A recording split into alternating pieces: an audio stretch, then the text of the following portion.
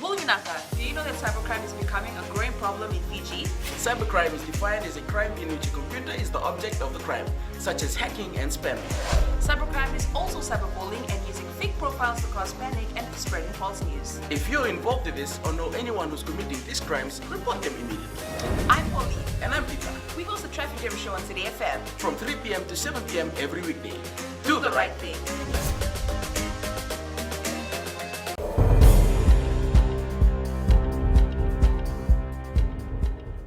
Ni sambula vinaka. Sei koe na Vakaleleka ni nonda itukutuku na mbungi ndindai.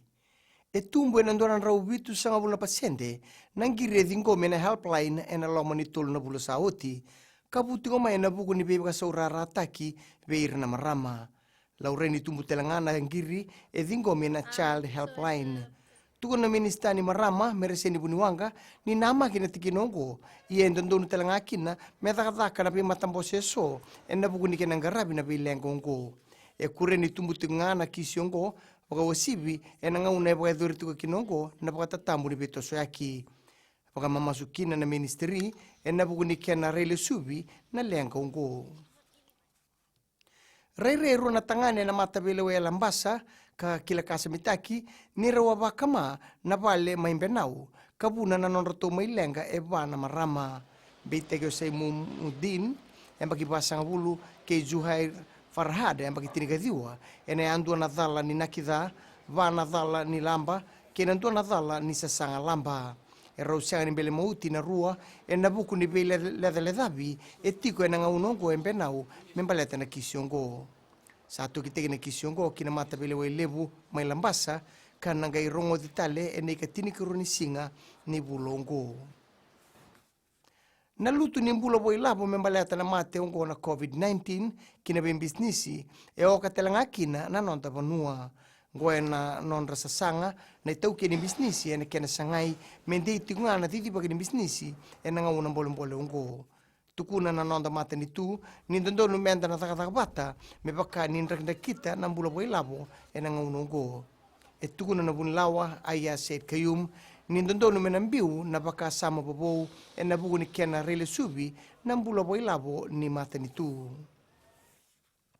Kinangito, e rangandraba na daungalo e na nonda banua, merna rawata babinaka na non rindamendambe kina sotsote lebu ni Olympic Games, erto sasanga tiko na daungalongo, merna tu na rawata na ngauna labaki, karto rawan ni bangandita kakina na non rito indamendambe kina sotsota. Viva kailongang katagitiko na presidente ni Matambose, Ben Roba, nindondonu merna bangandita ka na non radabu ikalawa na daungalo, e na kena rawati na tikinongo. Erto mana tinga e na ngaunongo na non rabako koeango na daungalo e na non rapanua. Dina mantanga ni tortu wawawa e na ngaunongo na soto ni 2020 Oceania Swimming Competition.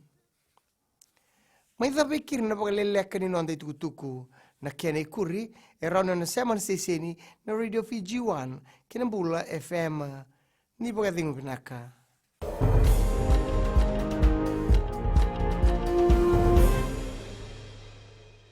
O ira na ngone na nonda inuni enda beisinga ni mataka. Mersusunga da kena loma dina kena mikron. Sakena ngauna mitar lobi na nonda baksanga ika wala loma taki na ngone. Dhalabina oya wa meliki. Bulre oya wa Samuel Samuli.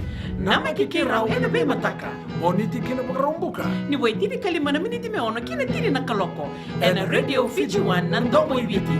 Indaw kina na mataka dan ramay na si